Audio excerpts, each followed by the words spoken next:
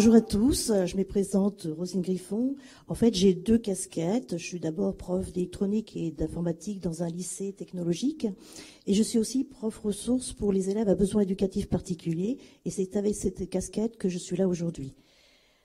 Alors, je vais vous parler des outils numériques pour les apprentissages. Ça va faire un petit peu catalogue, hein. J'ai pris beaucoup de documents, d'outils gratuits. Il y en a quelques-uns de payants. J'essaye de faire au maximum avec le gratuit.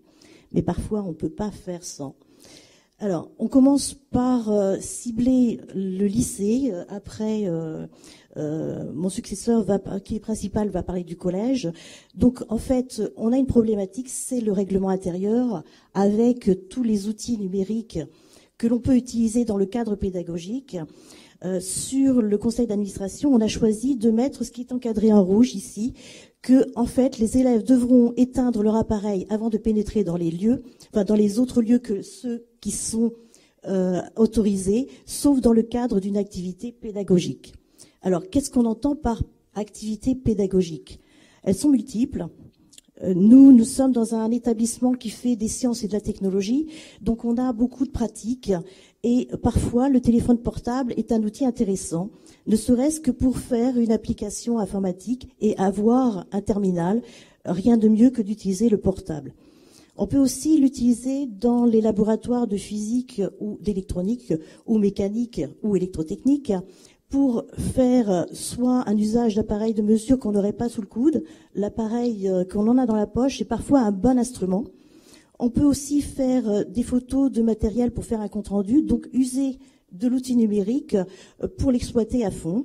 On peut aussi photographier le tableau si on n'a pas un équipement de type TNI dans l'établissement, enfin dans la classe, ou scanner le cahier d'un camarade lorsqu'on a une difficulté à écrire. Encore une application, on peut aussi se mettre à chercher des documents sous le contrôle de l'enseignant dans la classe lorsqu'il y a un besoin particulier. Alors, à la maison, le téléphone portable, lui, n'est pas interdit, sauf sous la direction de la famille et des parents, évidemment.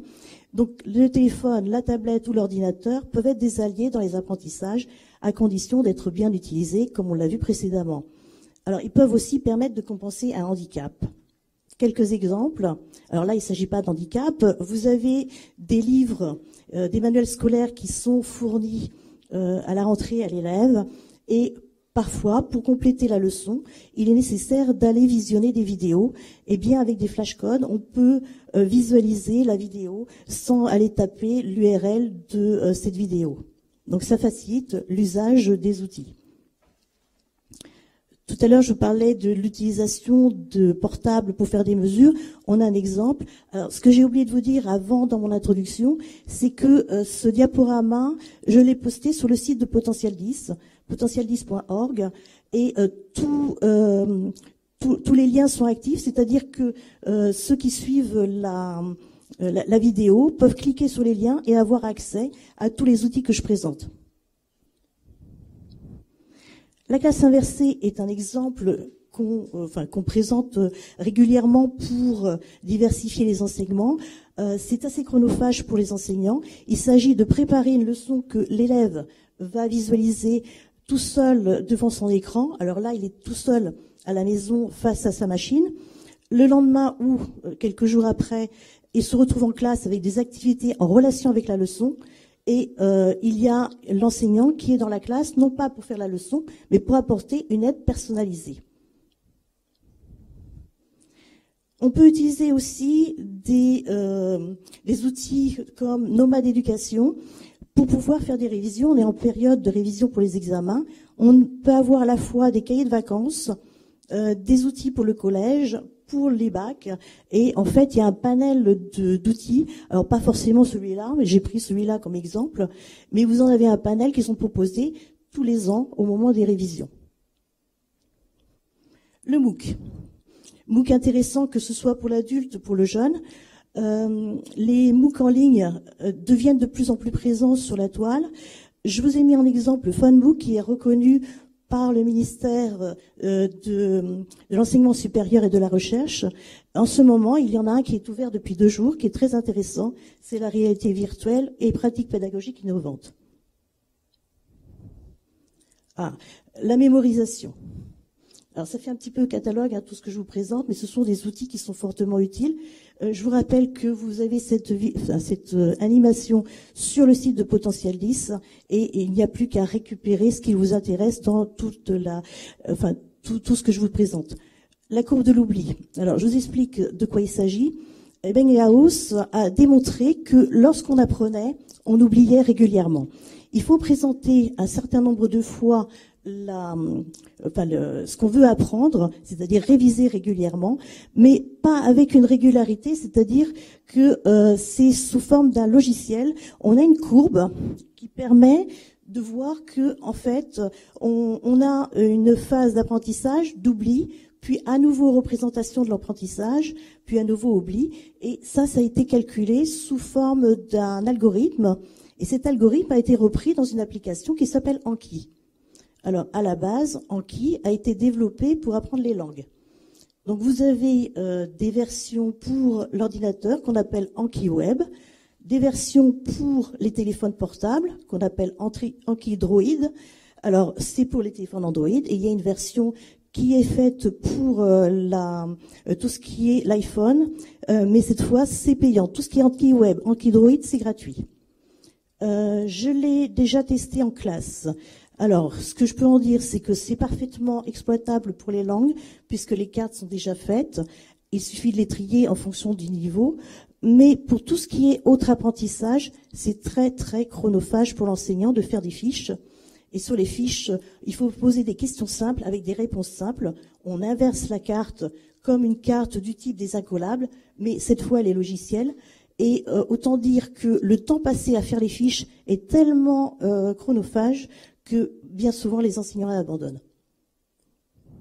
Donc c'est fortement utile pour tout ce qui est langue et vous avez des sociétés qui ont repris cette idée-là et qui en ont fait des applications qui sont vendues sur le net. Vous en avez énormément. Alors histographie, je l'aime bien celui-là, c'est pouvoir apprendre l'histoire de façon autre. Donc on a une histoire qui va être apprise de façon systémique. Ça veut dire qu'en fait, on va prendre en compte, en fonction de la période, à la fois tout ce qui est art et culture, les guerres, les politiques, tout événement de construction et les inventions. Problématique, c'est uniquement en anglais et c'est uniquement sur Chrome et Safari. Mais c'est gratuit. Photomat. Alors là, lorsque les élèves découvrent Photomat, ils sont ravis parce que simplement avec Photomat, ils font une photo de leur équation. Photomat résout l'équation à leur place. Alors évidemment, c'est bien pour réviser, c'est moins bien pour faire l'exercice à sa place. Donc on le préconise pour la révision. Donc on photographie, on scanne le problème, on obtient les indications détaillées pour la résolution du problème. Et par la suite, on a une animation, si l'on veut, pour pouvoir avoir les instructions animées. C'est très bien pour quelqu'un qui serait de type dyscalculique. Le CAM-scanner. Alors, lorsqu'on a une difficulté, ne serait-ce que dysgraphie, dyslexie, il est intéressant d'avoir une trace écrite de quelqu'un d'autre que sa propre trace écrite. Donc, avoir un scanner dans la poche, c'est très pratique. CAM-scanner a la particularité d'avoir un OCR, c'est-à-dire qu'il reconnaît les caractères, et à ce moment-là, on peut récupérer le document et le retravailler. Kindle. Alors, Kindle est une application qui se trouve sur Amazon. Alors, je suis désolée de faire de la publicité, mais là, ce qui est intéressant, c'est que pour tout achat d'ouvrages numériques sur l'enseigne Amazon, vous avez l'application Kindle qui est avec, et l'intérêt de cette application, c'est que vous avez à la fois une possibilité de lire avec des caractères adaptés, donc on peut transformer l'écran pour pouvoir avoir une lecture facilitée pour un dyslexique, et on a aussi une lecture audio. Il a la particularité aussi de lire les PDF, mais la mise en forme est moindre. Balabolka, cette fois, est gratuit. Donc on récupère le texte, on le met dans la petite fenêtre qui est en bas et on adapte pour pouvoir avoir une lecture audio. L'intérêt, c'est qu'on peut régler la vitesse, le timbre, etc. Surtout lorsqu'on veut faire des textes en langue étrangère, on va aller choisir une langue dans la bonne, dans le bon pays, de manière à avoir l'accent. Astrid. Alors, c'est pas un prénom, c'est simplement une application qui va convertir des documents PDF en documents audio de type MP3.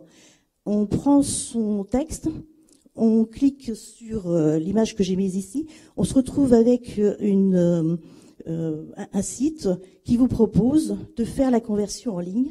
Et une fois que la conversion en ligne est faite, on récupère un fichier MP3, il n'y a plus qu'à l'écouter. Et ça, c'est totalement gratuit. Sur le site de l'INS HEA, on trouve d'autres outils numériques, puisqu'il y en a énormément. Ça change tous les jours, il y en a de plus en plus. Tant mieux pour nos élèves qui sont en difficulté. Mais vous avez une mise à jour qui est faite régulièrement sur le site de RENA de l'INS HEA. Ça, c'est pour le second degré. Pour le premier degré, on a l'équivalent qui s'appelle classe TIS 1D. Donc, je rappelle qu'il suffit de cliquer sur les liens que j'ai mis. Particularité de l'Île-de-France. On a ce qu'on appelle monlycée.net. C'est une ENT qui a été développée pour l'Île-de-France. Il y a l'équivalent dans toutes les académies. Celle que l'on a en Île-de-France est assez riche. Alors, si ça s'appelle Mon Lycée, c'est que c'est accessible uniquement pour le lycée. Je suis désolée pour les collégiens. Ici, on a des choses intéressantes. Sur la première ligne à droite, vous avez English Attack. English Attack permet à travers des vidéos, des extraits de séries, comme des séries connues par les élèves, de travailler la langue à travers un questionnement une fois qu'on a regardé et écouté la vidéo. Il y a aussi, juste en dessous, le rond bleu avec l'étoile, Pearl Trees, qui est fortement utilisé dans mon établissement, et je vais vous faire voir l'intérêt de cette application qui est très riche d'utilisation. On a la possibilité aussi d'avoir ce qu'on appelle Magmaz. Alors Magmaz, ça permet de faire des magazines. Alors c'était fortement utile lorsqu'il y avait les TPE, mais les TPE disparaissent dans la réforme. Donc là, on avait la création d'un magazine totalement fait de A à Z avec les contenus développés par les élèves. Juste en dessous de Mad Max, vous avez Eléa numérique. Je vais parler de tout ça tout de suite. Alors, là, on avait English Attack. Aujourd'hui, il y a une nouvelle application qui sort, qui s'appelle Kios. Alors, English Attack était réservé à ceux qui étaient inscrits dans le NT. Par contre, Kios est ouvert à tous. Ça vient d'ouvrir. C'est simplement développé par l'Île-de-France, l'utilisation de l'anglais à travers les films. Donc, c'est pratiquement la même chose qu'English Attack, sauf que là, c'est accessible à tous. Ils mettent sur leur site une limite. C'est adapté seulement à partir de 15 ans. Je pense que c'est pour les contenus. Faire une carte mentale. Alors, une carte mentale, à quoi ça sert? Eh bien, organiser un événement, résoudre un problème complexe, organiser, synthétiser des idées, mémoriser un discours, etc. Organiser son travail. Il y a plusieurs applications possibles. Les deux premières sont gratuites. Elles s'appellent FreeMind et FreePlan, mais elles sont très limitées. Ensuite, vous trouvez Xmind. Il y a une version gratuite et une version pro. Elle est plus édulcorée, elle est plus pertinente. Et la toute dernière, c'est celle qu'on utilise dans mon établissement. Elle permet, à partir d'une carte mentale, de créer un document HTML ou un dossier en PDF ou en Word. Donc simplement en classant ces bulles, en faisant toute son arborescence, on crée son dossier directement. La dernière, la carte mentale qui est faite avec MindView, qui est le rond vert que vous trouvez avec le petit bonhomme, elle permet non seulement de faire des dossiers, mais faire ce qu'on appelle un diagramme de Gantt, c'est-à-dire faire une prévision, faire une organisation de son travail. Pearl Trees, je vous en ai parlé tout à l'heure. Alors, je l'ai mis sur le site de Potentiel 10. C'est un cloud qui permet, contrairement au Drive, de savoir exactement ce que l'on a dedans. On peut glisser, déposer du PDF, des documents bureautiques, mais aussi du HTML et téléverser tout un contenu de Drive. Alors, on fait des collections. C'est un système de collection. Et ça, on le trouve dans le NT de l'Île-de-France. Mais pas que, puisque Potentiel 10 ne fait pas partie de l'ENT et vous avez une version privée. Alors, soit vous prenez la version privée gratuite qui vous limite en taille, soit vous prenez la version payante et là vous pouvez discuter avec toute la communauté de Pearl Trees. Donc si vous allez sur le site de Potential List, vous pouvez voyager dans toutes les collections. L'équivalent, le concurrent, qui s'appelle Pocket. Alors Pocket, c'est aussi une arborescence, un cloud, avec une classification sous forme de dossier, mais beaucoup moins bien agencée que Pearl Trees. Il ne faut pas oublier que lorsqu'on achète un ordinateur, normalement il est équipé avec un Windows, on peut déjà de base régler toute l'ergonomie sans aller chercher des outils supplémentaires. Donc en cliquant sur le lien, je vous amène dans la partie qui va vous expliquer comment régler le narrateur, la loupe, le clavier, etc. Mais ça, c'est de base, c'est pas la peine d'acheter des outils supplémentaires si ça suffit. Speakit, un outil gratuit, mais uniquement sous Chrome. Il permet de poser sur votre Chrome, cet outil va vous lire, si vous surlignez les mots, enfin les phrases que vous voulez qu'il lise, il va lire à votre place. Vous pouvez régler la langue et le débit. L'outil Google, il y en a déjà pas mal sur les PC, les téléphones Android et les Chromebooks. Vous avez des outils qui sont merveilleux et ils sont gratuits à partir du moment où on a acheté l'outil. Donc déjà l'agenda. L'agenda a l'intérêt d'être partageable par tout le monde. Lorsque vous voulez gérer l'agenda de votre enfant, il n'y a rien de plus simple. Pour lui mettre ses rendez-vous, pour lui rappeler certaines choses à faire, il suffit de gérer son agenda, lui faire des notifications. Donc ça, vous pouvez interagir avec votre enfant à travers l'agenda. Le Drive, la plupart d'entre vous connaissent, il permet de gérer les documents, de les partager et de faire des collections comme sur Pearl Trees. Mais ce sera seulement du texte. Ce sera textuel. Les autres outils, ils permettent de faire des collaborations sur des documents. Par exemple, faire un exposé avec un diaporama collectif. Faire des organigrammes à plusieurs, faire des cartes mentales. Tout ça, c'est possible avec les outils de Chrome, de Google, dans les environnements Android.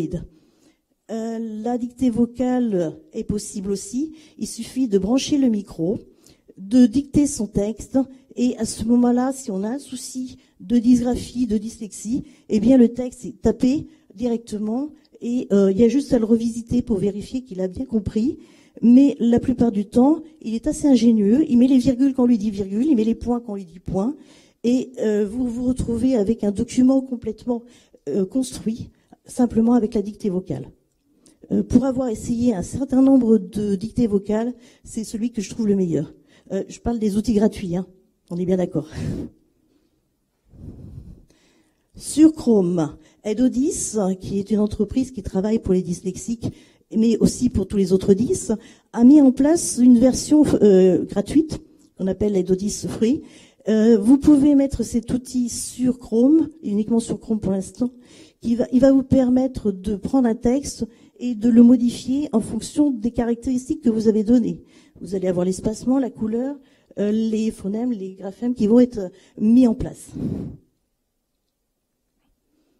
Sur Firefox, pour certaines personnes, avoir des choses qui clignotent, avoir un petit peu trop de publicité dans tous les sens, c'est gênant pour la lecture.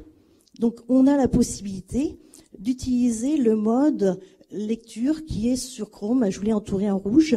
Et à ce moment-là, vous avez une fenêtre qui est complètement allégée, qui a supprimé tout ce qui est tout autour, qui gêne la lecture.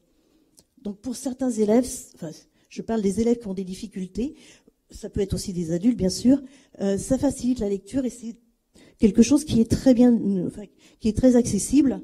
Ça ne marche que si vous avez le petit onglet lecture. Sur tous les documents, ce n'est pas utilisable. Alors vous avez l'équivalent sur Chrome, cette fois ça s'appelle Mercury Reader, et vous avez la version allégée à droite.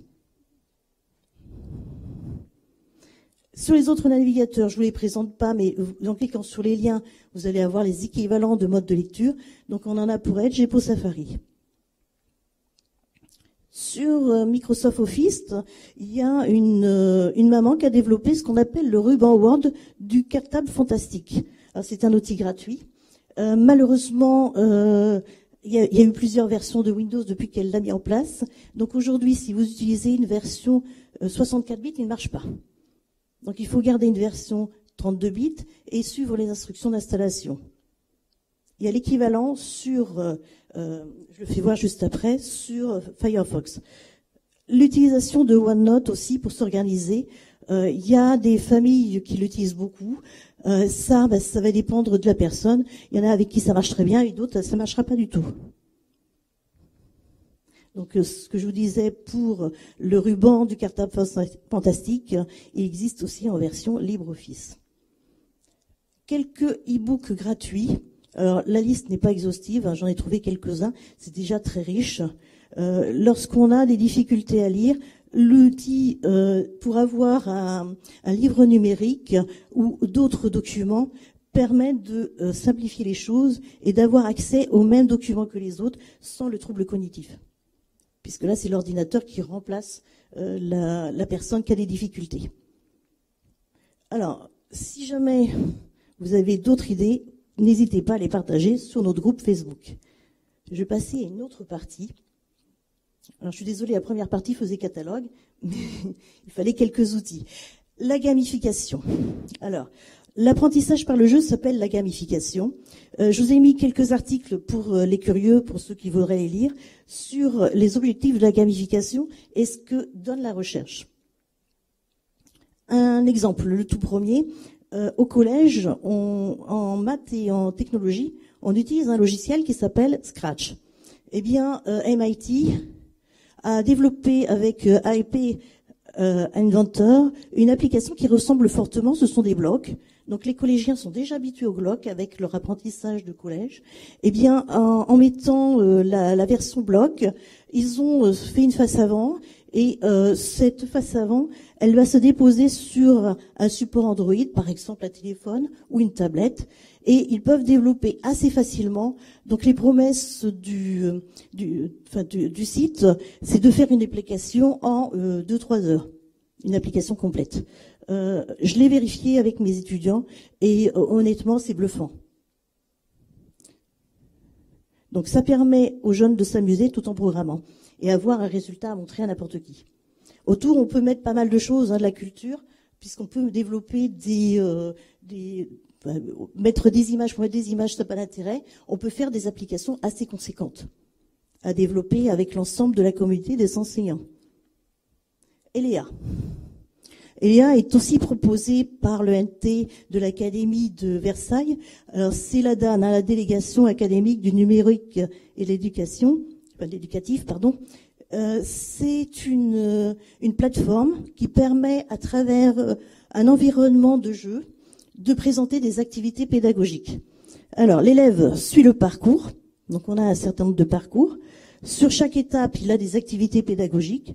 Il ne peut passer d'une étape à l'autre que s'il a terminé la première. Et chaque fois qu'il réussit une étape, il a des récompenses. Alors, c'est très bien adapté au collège. Je l'ai essayé en lycée. Ça dépend des classes, mais c'est moins bien perçu. Minecraft a développé, l'éducation nationale a développé une version éducation qui est fortement utilisée en primaire, primaire et collège. Et là, il y a une équipe de recherche qui a fait un bilan sur 120 élèves à peu près du primaire pour voir les avantages. Ça peut servir à créer une dynamique dans les sciences. Donc, si je regarde, par exemple, le numéro 15, une meilleure connaissance des sciences, par exemple, lorsqu'ils avaient à trouver des éléments permettant d'allumer un feu, lorsqu'ils devaient comprendre les principes en agriculture pour réaliser des tâches. On reprend ce qui a été dit ce matin, on peut détourner le jeu. Alors, le casque à réalité virtuelle. On l'a dit ce matin, et tout à l'heure encore, s'il n'y a pas d'interaction, il n'y a pas d'intérêt. Donc, apprendre par le jeu, d'accord, mais avec une interaction, et il faut que l'outil soit adapté à l'utilisation qu'on en fait. Donc, on peut utiliser le casque pour mémoriser par le jeu, Donc faire des QCM à travers un jeu. Donc en fait, on a le système de récompense. On va apprendre. Donc il a été démontré que on peut faire des phases d'apprentissage très courtes, mais répétées, sur le système de la courbe d'oubli, avec un environnement qui évolue, qui change tout le temps, de manière à ce que cette mémorisation soit plus ancrée. Il ne faut pas que l'application dure trop longtemps. Il faut qu'elle soit répétée dans le temps et qu'elle soit modifiée. Pour apprendre les gestes professionnels. Alors, un exemple, un élève qui devrait faire un montage de pièces, pour pouvoir le faire correctement, sans abîmer le matériel et sans se mettre en danger, il peut répéter l'opération avant avec des gestes professionnels à travers le casque. Faire des visites virtuelles. Rien de mieux qu'aller faire une visite dans un autre pays en restant sur l'établissement avec un casque. Alors, ça ne vaut pas la vraie visite, mais au moins, ça a l'intérêt de faire une visite dans un lieu où on n'irait jamais. Parce qu'on n'a pas les moyens de voyager ou parce qu'on n'en a pas le temps. Donc, ça peut être un moyen de faire une visite, mais il ne faut pas que ça remplace les visites, évidemment. Et pour déstresser, en fait, que ce soit les enseignants, que ce soit les élèves, tout le monde est stressé dans les établissements scolaires. Donc, rien de mieux que utiliser la réalité virtuelle pour déstresser. Alors, tout ça, ça nous amène à un projet que l'on a dans mon établissement, de travailler avec une entreprise qui s'appelle Altusform, qui a développé un produit qui s'appelle Nixie. Et mes étudiants qui sont en deuxième année de BTS système numérique vont travailler sur l'instrumentation autour de ce casque pour pouvoir voir pour pouvoir récupérer les données physiologiques lorsqu'on fait de l'apprentissage par le jeu et pouvoir aussi équiper ce casque pour pouvoir avoir une alimentation stable, un antivol correct et un nanoserveur pour pouvoir l'utiliser dans la classe. Cela nous amène à travailler avec un laboratoire de recherche derrière. Donc ça, c'est un gros projet. On en parlera sur une autre session de conférence. Et j'en arrive à ce nouveau programme. Ce programme qui va nous donner une nouvelle discipline.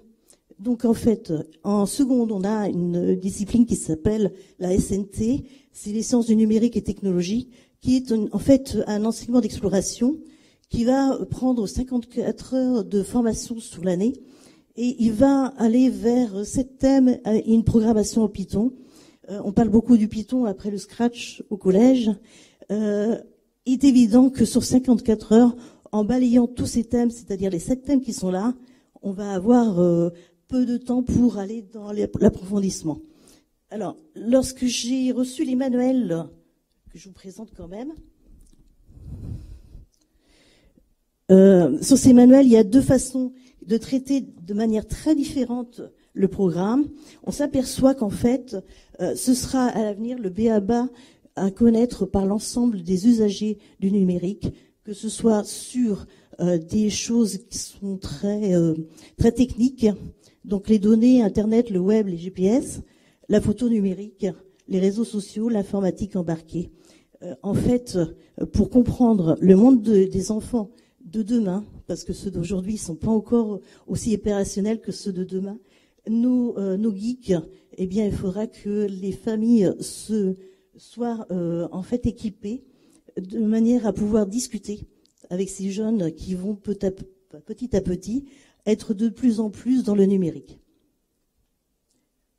Pour la suite, après la seconde, on a la première. Et la première va avoir aussi un nouvel enseignement dans la réforme du bac. Et cette fois, on est sur 4 concepts et une programmation toujours en Python, de manière à avoir des jeunes un petit peu plus aguerris en informatique.